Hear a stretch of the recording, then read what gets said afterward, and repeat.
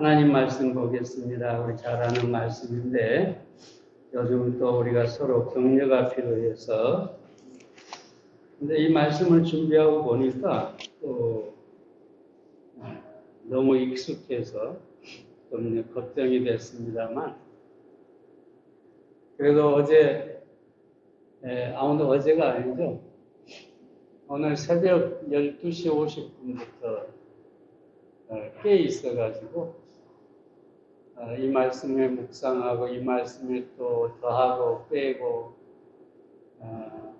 그랬으니까 새로운 말씀이 있을 줄로 믿습니다. 히브리서 10장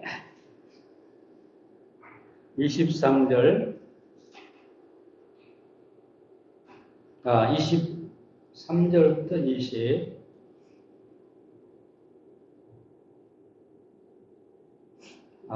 5절까지 있는 말씀 보겠습니다. 또 약속하신 이는 미쁘시니 우리가 믿는 도리의 소망을 움직이지 말고 굳게 잡아 서로 돌아와 사랑과 선행을 격려하며 모이기를 패하는 어떤 사람들의 습관과 같이 하지 말고 오직 권하여 그날이 가까움을 볼수록 더욱 그리하자.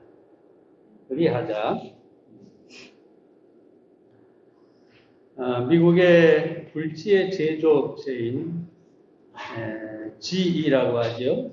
제네럴 일렉트릭이라고 하는 그룹의 회장을 역임했고요. 1999년 미국의 포춘지에서 20세기 최고의 경영자로 선정된 사람이 있습니다. 이름이 잭 웰치라고 하는 사람입니다. 이 잭 웰치는 고등학교 다닐 때까지 성공의 가능성이 전혀 없었다고 합니다. 그런데 어떻게 성공했느냐? 이 문제아가 성공하기까지는 그의 어머니가 있었기 때문이라고 합니다. 잭 웰치가 이렇게 고백하고 있습니다. 모든 친구, 모든 선생님들까지 나를 가리켜 소망이 없다고 했는데 나의 어머니만은 나는 너를 믿는다 라고 하셨다. 그 한마디로 말미암아 오늘의 내가 있다. 그럼 사람들의 말이라는 게 아주 무섭죠. 나는 아니다 생각하는데 주변의 모든 사람이 너는 그렇다 그러면 실제로 그렇게 믿어지게 됩니다. 친구들과 선생님과 모든 사람들이 너는 희망이 없다. 너는 미래가 없다. 그럼에도 불구하고 잭 웰치가 성공할 수 있었던 것은 한 사람. 그를 믿어주고 그를 격려해준 어머니가 있었기 때문입니다.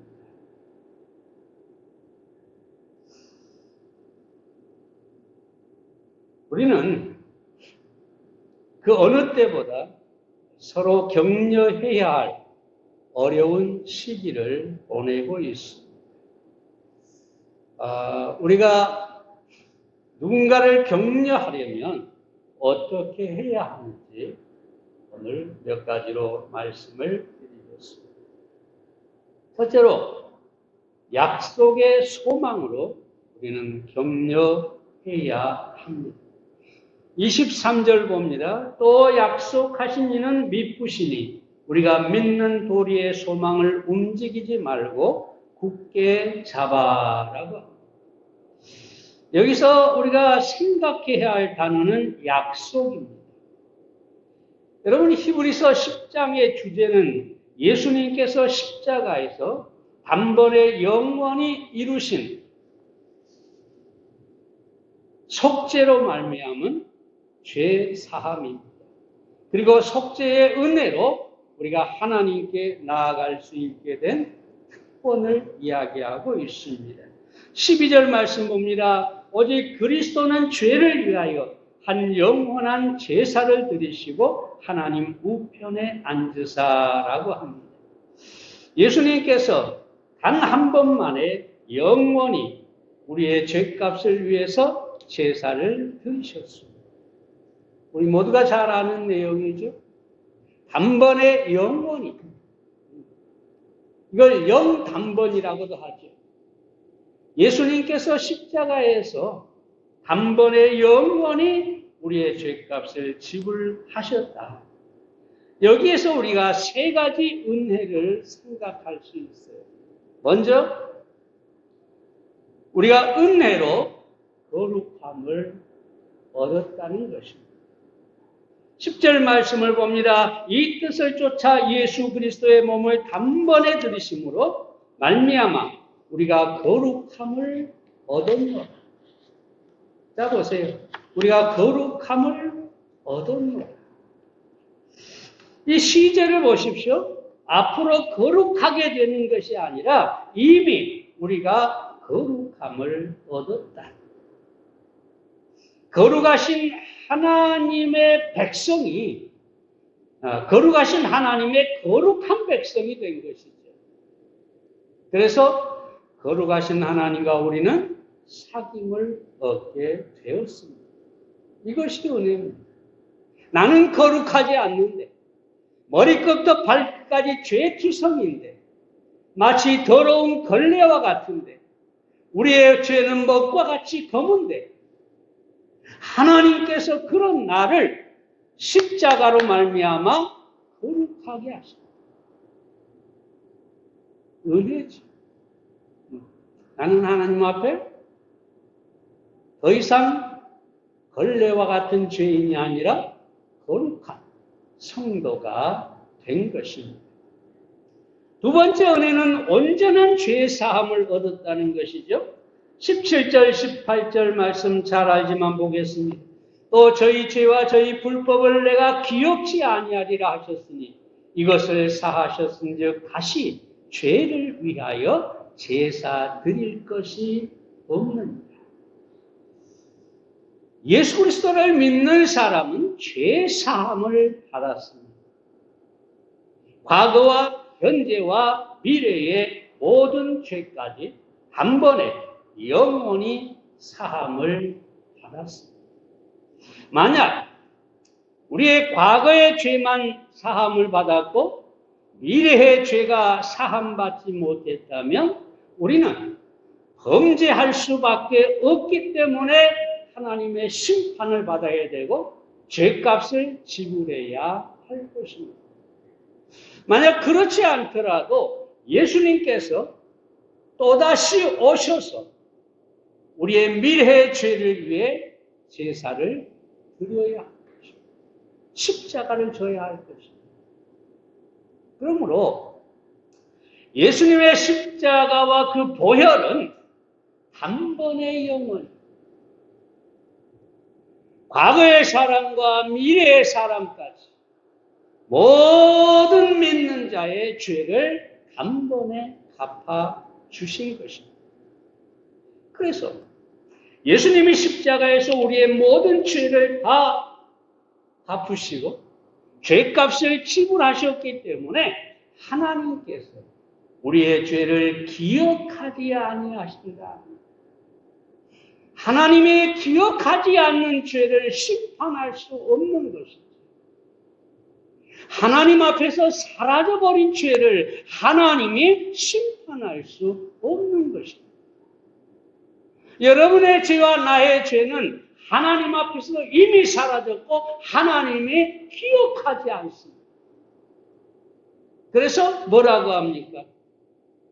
다시 제사 드릴 것이 없다. 다시 죄값을 갚을 필요가 없다는 것입니다. 이것이 바로 하나님의 은혜고 십자가가 우리에게 베푸신 예수님께서 십자가에서 우리에게 베푸신 놀라운 은혜인 것입니다. 세 번째로 십자가의 은혜는 하나님 앞에 나아가는 담력을 얻게 됐습니다. 19절 보세요. 그러므로 형제들아 우리가 예수의 피를 힘입어 성소에 들어갈 담력을 얻었나니. 여러분, 아담이 타락한 후에 에덴 동산 밖으로 쫓겨났습니다. 그리고 하나님께서 에덴 동산을 둘러 구름과 하염검을 여기 두셨어요. 근데 영어 성경이 뭐라고 하냐면은 everyway라고 합니다. 그러니까 이 에덴 동산을 뺑 둘러서 화염검을 두셨는데 모든 길에 모든 곳에 하나님이 화염검을 두셨다. 곧 이 말은 뭐냐면 어떤 길도 에덴 동산으로 또는 하나님께로 나가는 길이 없어졌다는 것입니다. 그래서 모든 인간은 죄 가운데서 하나님께로 돌아갈 수가 없었습니다. 그런데 예수님께서 십자가에 돌아가심으로 말미암아서 하나님께로 가는 길이 열렸습니다. 성전을 보세요, 여러분. 성전에 보면 하나님이 지성소에 거하십니다. 그 지성소와 성소 사이에는 크고 두꺼운 휘장이 쳐져 있습니다. 어떤 사람도 1년에 한 번 대제사장이 피를 가지고 들어간 것 외에는 그 안으로 들어갈 수가 없어요. 만약 들어갔다 하면 그 자리에서 즉사하게 됩니다. 왜냐? 거기 거룩하신 하나님이 계시기 때문에 죄인이 들어가는 순간에 살 수가 없는 것이죠. 근데 우리가 잘 아는 것처럼 십자가에 예수님이 달렸을 때 그 휘장의 저 꼭대기서부터 위에서부터 아래로 쫙 갈라졌다고 그랬어요. 그렇죠? 그 말은 뭡니까? 하나님이 계신 지성소가 더 이상 막혀있지 않다고 말이에요. 이제 누구든지 하나님께로 나갈 수 있게 됐다는 얘기예요. 그래서 히브리서 10장 20절을 보면 그 길은 우리를 위하여 휘장 가운데 놓으신 새롭고 산 길이요. 휘장은 곧 저의 육체입니다. 예수님의 육체가 휘장이라는 거죠. 그 육체가 십자가에서 죽는 것은 하나님께로 나아가는 길이 그 휘장이 찢어진 것과 같다는 것입니다. 그래서 이제는 누구든지 예수님을 통해서 그 십자가를 통해서 하나님 앞에 담대하게 나갈 수가 있게 됩니다. 자, 보세요. 다시 정리하면 우리는 거룩함을 얻었어요. 거룩해요. 더 이상 죄인이 아니에요. 우리는 깨끗해졌어요. 우리의 모든 죄를 하나님이 기억하지 않아요. 그래서 이제는 우리가 하나님 앞에 담대하게 나가도 더 이상 하나님께서 우리를 거부하지 않는다는 것입니다. 우리와 함께 교제하시고 우리를 받아주시고, 네. 마치 아담이 에덴 동산에서 하나님과 함께 교제하며 거닐었던 것처럼 하나님이 믿는 우리와 사귐을 나누시게 되었다는 것입니다. 여러분. 근데 이 약속이 뭐냐? 23절에 보니까 약속하신 이는 미쁘신이라고 하고 있는데요. 우리가 하나님께 죄사함 받고 하나님께 나갈 수 있는 것은 하나님의 약속 때문이죠. 그러면서 여기 뭐라고 합니까? 미쁘시다고 하죠. 미쁘시다는 말은 신실하다는 말이죠. 변화가 없다는 말이죠. 하나님의 속성을 우리가 신학적으로 표현할 때 여러 가지가 있는데 그 중에 불변성을 말합니다. 불변성. 변하면 하나님이 아니라는 거죠. 변하지 않아야 하나님이라는 거죠. 변하지 않아야 완전하다는 거죠. 변하면 완전하지 않다는 이야기입니다. 하나님은 변하지 않기 때문에 더 이상 발전할 수도 없고 더 이상 퇴보할 수도 없습니다. 변화가 있을 수 없는 그분이 하나님입니다. 그러기 때문에 그분의 모든 약속도 불변한다. 변하지 않는다. 제가 이 말씀을 격려를 말하면서 왜 말씀을 드리느냐?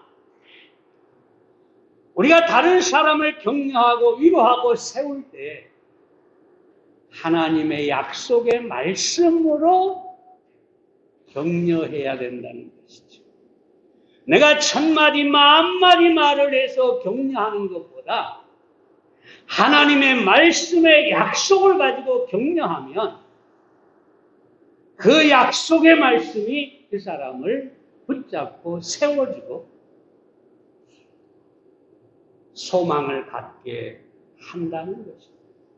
그러므로 우리가 다른 사람을 잘 격려하는 사람이 되려면 하나님의 말씀을 잘 알아야 합니다. 그래서 다른 사람이 어떤 상황에 빠졌든지 거기에 적당한 말씀을 우리가 꺼내서 또는 읽어주면서 하나님께서 이렇게 말씀하셨다. 하나님이 이 말씀대로 너를 인도하시고 축복하실 것이다. 믿음으로 그 말씀을 붙잡도록 해주는 것이 진정한 격려다. 여러분이 능력 있는 격려자가 되려면 그러므로 하나님의 말씀을 잘 알아야 하고 그 말씀으로 격려하실 수 있으시기를 바랍니다. 두 번째로 서로 돌아봄으로 격려해야 합니다. 24절 말씀 봅니다. 서로 돌아보아 사랑과 선행을 격려하며. 이 격려를 사전에 찾아보면 남의 용기나 의욕을 북돋아 힘을 내게 함이라 이렇게 되어 있죠. 사전에. 다른 사람에게 용기를 주어서 그 의욕을 북돋아 주어서 힘을 내게 하는 것. 이건 정말로 놀라운 능력이죠. 헨리 포드가 남을 격려할 줄 아는 능력은 최고의 자산이다. 최고의 자산. 최고의 가치가 뭐냐? 내가 가진 보배, 내가 가진 재산이 뭐냐? 다른 사람을 격려할 수 있는 능력. 돈을 많이 가졌다고 부자가 아니에요. 네? 세상에 어떤 높은 지위에 있다고 그 사람이 뛰어난 사람이야. 높은 지위에 앉아서 다른 사람을 파멸로 이끌고 많은 돈으로 다른 사람을 절망케 한다면 그는 가난한 사람일 뿐입니다. 그러나 비록 가난해도 내가 다른 사람을 격려하고 세울 수 있는 능력이 있다면 나는 진정한 부자라는 것이죠. 그럼 우리가 어떻게 격려해야 할까요? 여기 보니까 서로 돌아봄으로 격려하라 그럽니다. 돌아본다는 말은 관심을 가지고 염려해 준다는 말입니다. 여기저기 기웃거리며 소문을 내는 그런 정보를 캐는 사람이 아니죠. 다른 사람에 대해서 호기심을 가지고 소문을 퍼뜨리는 사람이 아닙니다. 돌아간다는 말은 사랑이 동기가 되고 그 목적이 선해야 합니다. 기도하기 위해서 관심을 가져야 합니다. 격려하고 세우기 위해서 그 사람을 알아가야 하는 것입니다. 이런 사람이 격려할 수 있고 상대방으로 하여금 힘을 내게 할 수 있습니다. 메가드 장군 한번 말씀드렸습니다. 어려서 말할 수 없는 개구장이었다고 합니다. 온갖 말썽을 피우고 아이들을 몰고 다니면서 사고는 다치는 그런 골목대장이었다고 합니다. 옛날에는 시골에 가면 그런 아이들이 있었죠. 저 아이를 몰고 다니면서 그냥 장독 깨고 뭐 하고 아주 그냥 수박서리하고 닭서리하고 막 이런 골목대장들이 있었어요. 근데 이 메가더가 그런 사고뭉치, 골목대장. 그래서 모든 사람들이 메가더를 보면서 저놈은 커서 뭐가 되려고 저런지 모르겠다. 장래가 훤하다 훤해. 이렇게 말들을 했다가. 근데 이 메가더의 할머니는 그런 메가더의 모습을 보면서 골목대장을 하고 아이들을 몰고 다니니까 너는 군인이 될 자질을 타고났다. 그렇죠, 여러분? 이 할머니는 장독 깨고 뭐하고 뭐 이런 것을 보는 게 아니에요. 이 메가더가 가진 자질을 보는 거잖아요. 그래서 육군사관 앞에 가고 별 5개짜리. 요즘 별 5개짜리 없습니다. 4개가 최고죠. 육군 참모총장도 별 4개가 최고잖아요. 그런데 별 5개짜리 원수가 됐어요.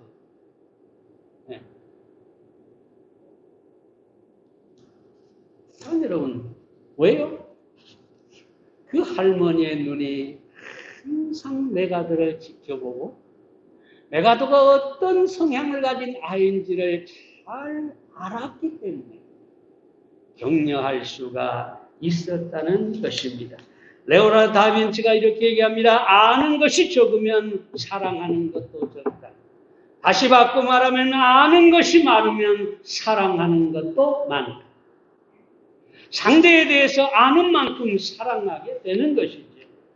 물론 아는 만큼 미워할 수도 있습니다만 우리가 격려를 생각하면서 이 말씀을 본다면 서로 돌아보아 서로 알므로 더 많이 알면 알수록 우리가 격려할 수 있게 된다는 것입니다. 여러분 예수님을 보세요. 수가성의 사마리아 여인을 예수님은 너무나 잘 아셨어요. 그렇죠?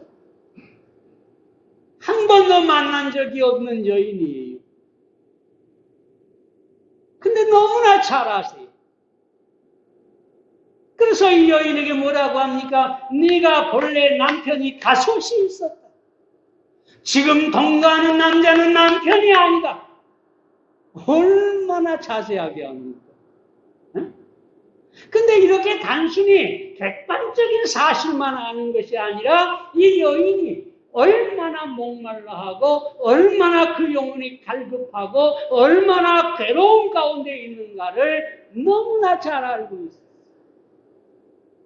그래서 멀리 돌아서 수가성까지 갔고 여인을 만나서 그를 구원하시고 생수가 터지게 하시고 격려하셔서 변화된 삶으로 바꾸어 주셨어요.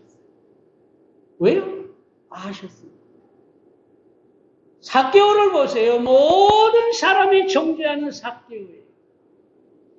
근데 여리고를 향해 가는데 많은 사람들이 모여서 미어 터집니다. 아마 예수님이 요즘에 아이돌보다 더 인기가 있었던 거예요. 파고들 틈이 없으니까 삭개오가 뽕나무 위에 올라가잖아요. 뽕나무.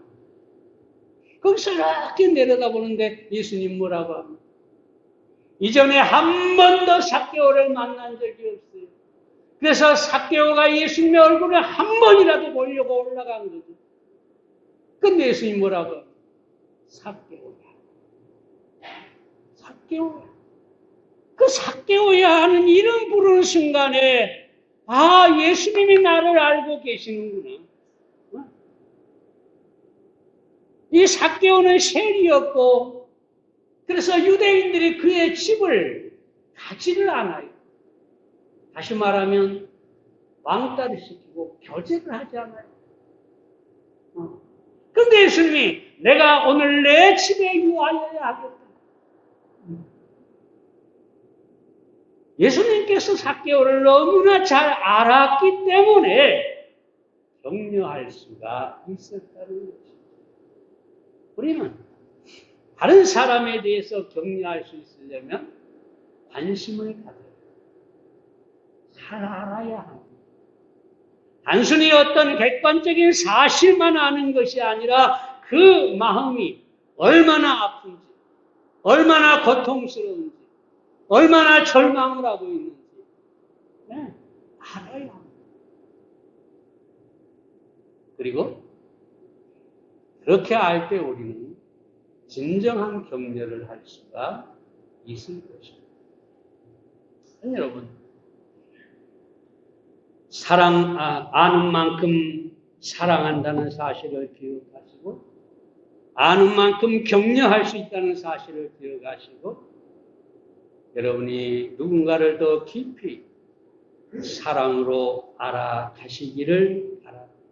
그러면 여러분이 격려할 수가 있게 될 것입니다. 세 번째로 사랑과 선행을 격려해야 합니다. 격려의 목적은 여기 본문에 뭐라고 합니까? 사랑과 선행을 격려하며 그럽니다. 이 사랑과 선행을 격려하라는 말은 우리가 죄인을 격려해서 구원하고 일으켜 세우는 것도 중요하죠. 네, 아무것도 하지 않는 사람을 뭔가 하게 하는 것도 격려죠. 근데 여기 히브리서 기자가 하는 말은 뭐냐? 이미 사랑하고 이미 선행을 하고, 네, 바로 그런 사람에게 박수를 보내고 정말 잘한다, 훌륭하다, 네, 격려해야 된다.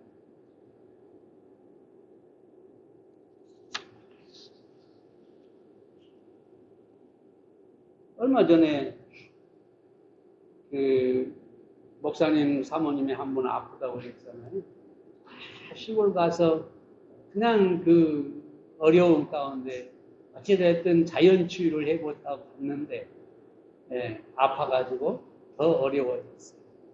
근데 가만히 들으니까 그분하고 통화를 했는데 서울의 어떤 그 유명한 여러분도 아는 그런 영어 강사, 영어 가르치는 분이 있죠. 시원시원하신 분. 근데 그분이 경기도 쪽에다가 아파트를 얻어주고 여기 와서 사세요 그랬대요. 얼마나 놀라운 일입니까? 쉬운 일 아닙니다. 돈이 있다고 되는 일이 아닙니다. 그래서 제가 그 아버지하고 통화하면서 얼마나 놀랍다, 잘했다, 온갖 축복을 다 해요. 여러분, 사랑과 선행을 격려하라 이 말은 이렇게 잘 하고 있는 사람에게 칭찬과 격려를 아끼지 말라는 거죠. 여러분, 이거 결코 쉬운 일 아니에요. 네. 오히려 그렇게 사랑과 선행을 행하면 사람들이 칭찬하게 되고 그러죠. 그러면 자기가 하지 못한 것 때문에 질투하고 사람들의 칭찬을 받으니까 또 시기하고 사랑과 선행을 격려한다는 게 쉬운 일이 아니에요. 그럼 어떤 사람이 사랑과 선행을 격려할 수 있을까요? 자기 자신이 사랑과 선행을 하는 사람. 그 사람이 격려할 수가 있는 것입니다. 예전에 그 영화 얘기했었는데 너나 잘하세요. 이영애 씨의 아주 유행어죠. 너나 잘하세요. 자신은 하지 않으면서 다른 사람에게 이래라 저래라 하는 것은 그 사람에게 너나 잘하세요. 이렇게 되는 거죠. 여러분, 우리는 사랑과 선행을 격려하려면 내가 먼저 사랑과 선행을 행할 수 있어야 합니다. 종종 그 TV에서 소경 마라톤 대회가 있잖아요. 소경이 마라톤 하는 그런 경우가 있잖아요. 소경이.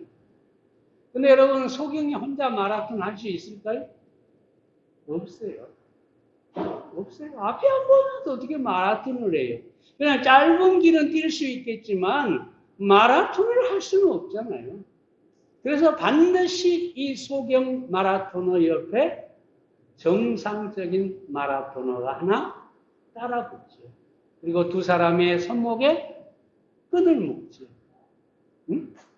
그리고 같이 뛰는 거예요. 같이 나란히 뛰는 거예요. 그러면서 끝없이 이제 턴을 합니다. 어쩝니다. 저쩝니다. 계속해서 이 소경 마라톤을 격려하고 달릴 수 있도록 하는 것이죠. 근데 내가 달리지 않고 저 뒤에서 앞에 돌이 있어요. 저 돌아가야 돼요. 왼쪽이요. 오른쪽이요. 여러분, 절대로 소경은 마라톤을 할 수가 없죠. 그러므로 우리가 어떻게 다른 사람을 격려해야 되느냐? 내가 함께 선행을 하고 함께 사랑을 하면서 격려해야 진정한 격려가 되는 것입니다. 여러분이 먼저 사랑과 선행에 앞서가는 사람, 혹은 격려하는 사람과 나란히 가면서 여러분이 사랑과 선행을 행하는 여러분들이 되시기를 바랍니다. 마지막 간단히 하나만 더 말씀드리면 모임으로 서로 격려해야 합니다. 25절 봅니다. 모이기를 패하는 어떤 사람들의 습관같이 하지 말고 오직 권하여 그날이 가까움을 볼수록 더욱 그리하자. 그래서 기자의 말을 한마디로 말하면 모이는 것, 이것이 격려라는 것입니다. 여러분, 교회는 밖으로 불러낸 물이라고 하죠. 에클레시아라고 하죠. 이게 모임이라는 얘기예요, 모임. 모이지 않으면 교회가 아니에요. 요즘 자꾸 영상으로 예배를 한다, 실시간 예배를 한다. 물론, 어쩌면은 코로나가 극심할 때 필요한 것인지도 몰라요. 그렇게 하는 분이 잘못됐다는 거 아니에요. 그러나, 각자가 자기 처소에서 예배하는 그것은 교회가 아니에요. 교회는 모임이에요. 모여야 예배고, 모여야 교회가 되는 것입니다. 사도행전 2장 46절에 보면 날마다 마음을 같이하여 성전에 모이기를 힘쓰고, 사도행전 20장 7절에 보면 안식 후 첫날 떡을 떼러 모였다 그럽니다.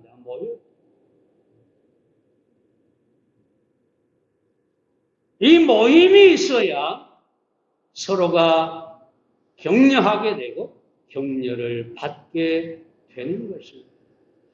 누군가 교회를 말하면서 이렇게 얘기했어요. 잠옷 속에 다른 사람과 함께 있는 것은 좋은 일. 여러분, 전쟁터에서 포탄이 막 날라오죠. 총알이 막 날라오죠. 근데 그 잠옷 속에 혼자 있다고 상상해 보세요. 얼마나 두렵겠어요. 얼마나 떨겠어요. 얼마나 공포스럽겠어요. 총소리는 빵빵 나지, 포탄은 사방에 떨어지지, 그 참호 속에 혼자 덜덜덜 떨고 있겠죠. 그런데 그 참호 속에 만약에 아군이, 동료가 함께 있다. 여러분, 그것처럼 힘이 되고 위로가 되는 일이 없는 것이죠. 교회는 영적 전쟁터에 있는 겁니다. 사단이 역사하고 사단이 화살을 쏘고 사단이 우리를 삼키려고 하죠. 그러므로 우리가 모임으로 말미암아 두려움을 이기고 격려를 받고 힘을 낼 수가 있는 것입니다. 이 얘기만 하고 마치겠습니다. 남극은 지구상에서 가장 추운 장소죠. 평소에 여러분 영하 50도, 60도를 넘나든다고 합니다. 요즘 우리는 영하 20도만 돼도 수도가 파열이 되니 아파트가 얼어서 터지니 난리잖아요. 네?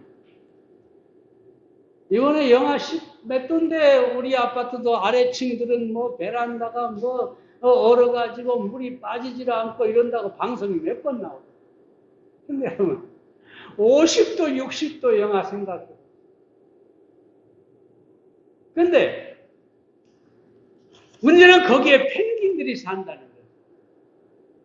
근데 이 펭귄들이 거기에 살다가 문제가 뭐냐면 북서쪽에서 불어오는 매서운 계절풍이 있다고 그래요. 영하 50도, 60도인데 이 바람이 얼마나 매서워가지고 펭귄들이 건들 수가 없다고. 그럼 어디로 갈까요?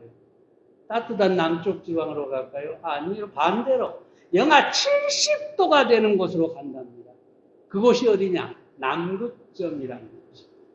남극점. 남극 제일 끝에 남극점. 거기 영하 70도인데 거기 간다는 거예요. 왜 거기는 바람이 안 분답니다. 그래서 그 남극점에 가서 이 펭귄들이 삥 둘러서 원을 만들고 서로의 몸을 밀착을 시킵니다. 그래서 영하 70도에서도 살아남게 되는 거예요. 서로 밀착. 그 체온 때문에 살아남게 된다고 합니다. 교회는 여러분, 모이면 모일수록 서로에게 격려가 됩니다. 아무리 세상이 어떠해도 교회 안에 모이면 거기에서 격려를 얻게 되고 힘을 얻게 됩니다. 그럼 사랑하는 여러분, 이 어려운 때에 여러분들이 열심히 교회를 오시고 함께 모여서 하나님 앞에 예배드리고 얼마나 저에게 격려가 되는지 몰라요. 여러분, 모임은 하나님을 기쁘시게 하고 목사를 행복하게 하고 격려하고. 여러분이 만약에 아무도 모이지 않는다고 해보세요. 저희 강대상에서 울고 있을지 몰라요. 그래도 여러분들이라도 오니까 힘이 나는 거죠. 여러분도 아시다시피 우리가 몇 명이 모이는 것과 좀 더 모이는 것에 여러분의 마음도 달라지잖아요. 무슨 특별한 말을 하지 않아도 그저 자리에 와서 앉아만 있어도 서로가 격려가 되는 거예요. 그것이 모임이고 예배인 것입니다. 내가 교회 가봐야 뭐해? 나 아무것도 안 하는데. 여러분, 나와서 앉아 있는 것 그 자체가 하나님을 기쁘게 하고 저를 격려하고 성도들에게 힘이 된다는 사실을 기억하시기를 바랍니다. 그래서 모이기를 힘쓰는 여러분들이 되시기 바랍니다. 기도하겠습니다.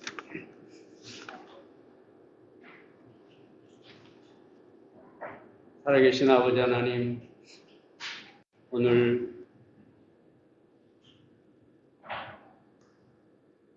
우리가 어떻게 격려할 것인가? 히브리서를 통해서 함께 나누었습니다. 하나님 아버지의 격려는 크게 값이 필요한 것이 아닙니다. 물론 때때로 값이 필요할 때도 있지만 누구든지 마음만 있으면, 사랑만 있으면 격려할 수 있는 것입니다. 하나님 아버지, 우리 모두가 격려하는 사람이 되게 해 주시옵소서. 뿐만 아니라 때때로 우리가 힘들고 어려울 때 주의 교회를 통해, 이 모임을 통해, 성도의 교제를 통해 하나님 아버지 격려를 입게 하시고 승리할 수 있도록 도와주시옵소서. 오늘 주님이 우리에게 어떤 말씀을 주셨든지 그 말씀을 마음에 품고 우리가 실천할 수 있도록 행함으로 나타낼 수 있도록 역사하시고 도와주시옵소서. 예수님의 이름으로 기도의 싸움나이다. 아멘. 같이 일어나